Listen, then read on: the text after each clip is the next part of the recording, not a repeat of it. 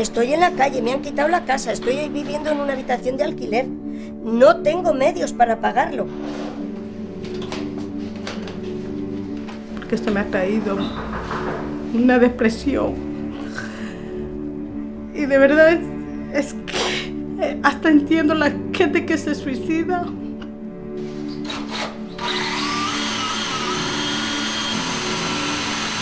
Aquí estaba mi piso, donde me han echado, han cambiado la cerradura y todo, y se queda cerrado para el banco.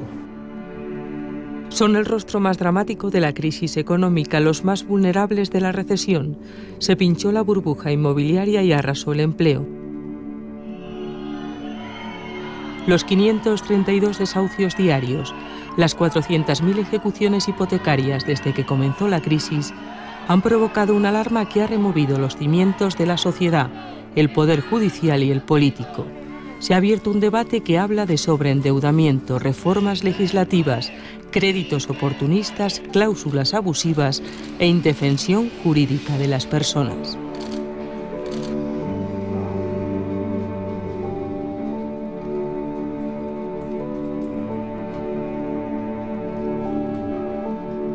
Nosotros atendemos a determinadas circunstancias que nos chirrían, a procedimientos que entendemos que no tutelan adecuadamente a las personas que están funcionando como un rodillo, que son absolutamente insensibles. El hecho de que seamos jueces y no legisladores no nos impide pues, el poder decir que esto no nos gusta, no somos ciegos, no somos sordos. Hay un porcentaje de créditos que probablemente están en el límite de lo que se pudiera entender prudencial. Pero en una situación donde había empleo, donde el país efectivamente estaba creciendo a tasas de PIB muy importantes. Desde esa situación a hoy no ha pasado más que una cosa importantísima, y es que la crisis ha llevado el empleo y se ha llevado los negocios, porque todas estas hipotecas que lamentablemente hoy estamos ejecutando, en su día se pagaban. En este escenario, el jueves, el Gobierno aprueba, sin consenso con los socialistas, una moratoria de 2 años para frenar los desahucios en situaciones extremas. No se modifica la ley hipotecaria y se anuncia la puesta en marcha de un parque social de viviendas. Lo que hago yo también al PSOE, al Partido Socialista, es una llamada de responsabilidad. Gobernaron hasta hace muy poco y si no se tomaron algunas medidas, me imagino, puedo suponer que sería porque tenían dificultades, no quiero pensar en otras cosas. Estoy en lista de espera para el tercer desahucio que cuando se paró no me pusieron fecha. Y cada día salgo y vengo, veo el buzón con miedo, pavor. La emoción de tener me dieron en 15 días la hipoteca. En 15 días me dieron muchas facilidades. Lo más fácil ya te digo, fue más fácil que irme a comprar un televisor.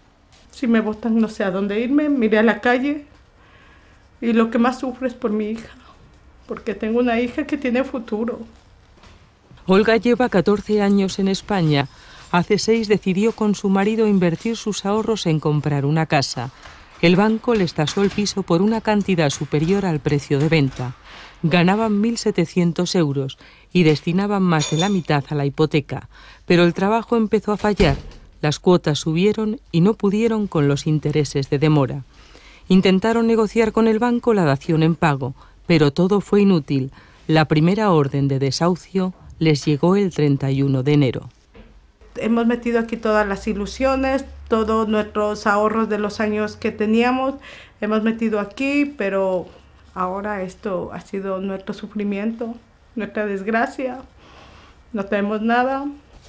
Con las nuevas medidas, Olga podría continuar en su casa 2 años más si cumple alguno de estos requisitos. Que sus ingresos familiares no superen los 19.200 euros anuales. Que tenga una sola vivienda. Que la cuota de su hipoteca supere la mitad de sus ingresos. Y que el dinero destinado a pagarla haya subido al menos un 50% en 4 años. Tengo mucho miedo. Bueno, pues podemos pasar a su casa para hablar mejor allí en su casa. Tampoco serán desahuciados quienes cumplan algunos de estos requisitos sociales. Ser familia numerosa, monoparental con 2 hijos o con un menor de 3 años, un discapacitado o un dependiente a su cargo. También si el hipotecado está en paro sin prestación o algún miembro de la familia ha sido víctima de malos tratos.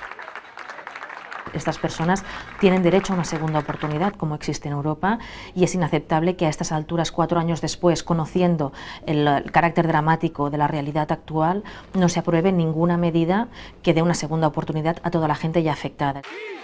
Las medidas, que no tendrán carácter retroactivo, llegan después de unas intensas negociaciones entre el Gobierno y el Partido Socialista, que al final concluyeron sin acuerdo. El alcance de la reforma hipotecaria, insisto, era fundamental para nosotros, y al estudiar en profundidad cómo está todo el sistema que regula las condiciones de las hipotecas, que está todo sesgado a favor de las entidades financieras, de los acreedores. ¿Hay algún postor? Se declara desierta. Este decreto no contempla generalizar la dación en pago, es decir, saldar la deuda cuando se entregue la vivienda. Tampoco se fija un límite máximo para los intereses de demora, algo que se incluye en el Código de Buenas Prácticas. Tampoco se modifica el control del valor de tasación, pero el Ejecutivo habla de seguir negociando con posibles modificaciones en el trámite parlamentario. Seguimos abiertos a un diálogo y a lograr un acuerdo. Lo que considerábamos, y ahí había una discrepancia fundamental, es que determinadas medidas de mayor calado de reforma de la ley de enjuiciamiento civil, de la ley concursal, de la ley hipotecaria, de la ley de regulación del mercado hipotecario, no podían ser adoptadas de forma apresurada, no podía aprobarse urgentemente en un decreto ley en 3 días de reflexión, porque realmente es un equilibrio muy delicado. Es decir, en España, hay que recalcarlo, existe una importantísima cultura de pago. Y aunque tenga que pagar la pensión íntegra, yo la pago, pero por favor que no me quiten mi casa, que es lo único que tengo, Dios mío. Con esta desesperación, Magdalena suplicaba hace un año que no la desahuciaran. Tenía su casa pagada, pero su calvario comenzó cuando avaló a su hija y a su exyerno. Los dos perdieron el trabajo y ella perdió la casa. Yo me quedé viuda con 24 años y con lo que me dieron por la muerte de mi marido yo compré este piso. Di 800.000 pesetas de entrada. No, mira. Mamá. Ahora, un año después, Magdalena vive aquí en una habitación a la que han cortado la luz, en el mismo edificio donde había vivido toda su vida. Cada vez que sube por las escaleras pasa por la puerta de la que fue su casa. El perro siempre se para en el rellano. Ahora el propietario es otro, pero su pesadilla no ha terminado. Logró la condonación de la deuda, pero debe los gastos de ejecución. Cuando recibí la carta vi que tenía que pagar 60.000 euros. Madre, ¿y esto de qué es? Pues de inmediato me metí en el juzgado, estuve hablando con el juez que me había desahuciado y yo le dije, señoría, yo no tengo para pagar este dinero. Para los desahuciados como Magdalena, el Gobierno ha anunciado que se creará un parque de viviendas con alquileres bajos. Serán pisos procedentes de los bancos. Se trata de que no haya viviendas vacías y personas sin techo. En Estados Unidos y en otros países hay leyes de segunda oportunidad que permiten, digamos, pues liquidar las deudas del deudor, pero le permiten partir de cero e iniciar una nueva vida, que evitan la muerte civil. En España no existe nada de todo esto. El suicidio en Baracaldo de Amaya Egaña, cuando iba a ser desahuciada, reactivó la indignación social. Los jueces piden reformas legales de la que califican dura legislación hipotecaria. Siento dolor y también vergüenza. Vergüenza porque el sistema, y en concreto el sistema judicial del que yo soy responsable, no ha sido capaz de llegar a tiempo. La Asociación Española de la Banca anuncia una moratoria de 2 años en las ejecuciones hipotecarias a los más vulnerables. Nosotros llevamos con una crisis terrorífica desde hace 5 años. Tenemos un país con un 25% de parados y cientos de miles de empresas que han tenido que cerrar. En ese entorno, en un país que, según se dice, hemos dado las hipotecas alegremente y sin control y sin criterio, le decía que el 97% de las hipotecas se pagan bien. En 3 meses, el Tribunal de Justicia Europeo se pronunciará sobre la existencia o no de posibles cláusulas abusivas. Es una ley de principios del siglo XX y que no responde al principio constitucional de Estado social y democrático de derecho. 2 semanas antes, 7 jueces habían enviado al Consejo General del Poder Judicial un informe en el que se criticaban los posibles abusos de la norma. Lo redactó este juez. El Consejo lo desestima, pero es respaldado por los 47 jueces decanos de toda España.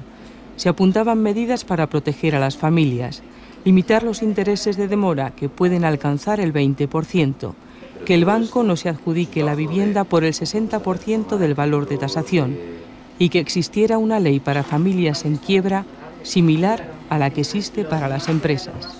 El deudor no puede alegar absolutamente nada en relación con el carácter abusivo de las cláusulas, tampoco puede alegar nada en relación con sus circunstancias personales. Como ya he dicho antes, es como una especie de apisonadora procesal donde inexorablemente se llega a la pérdida del bien. Las medidas del gobierno han llegado tarde para Mustafa. Cuando el banco se presentó en su casa hace 2 días apenas pudo recoger sus cosas. Compró el piso en 2003. Le costó 93.000 euros y pagaba 450 de hipoteca. Cuando estaba trabajando, cuando tenía el prestación por desempleo, estaba pagando. Pero cuando llegó el subsidio, no puedo. Mustafa siente que ha fracasado y que todo se desmorona. Está cansado de negociar, buscar trabajo y no encontrar salida. Cumple los requisitos para no ser desahuciado, pero el Real Decreto entra en vigor hoy. 48 horas podrían haber cambiado su vida.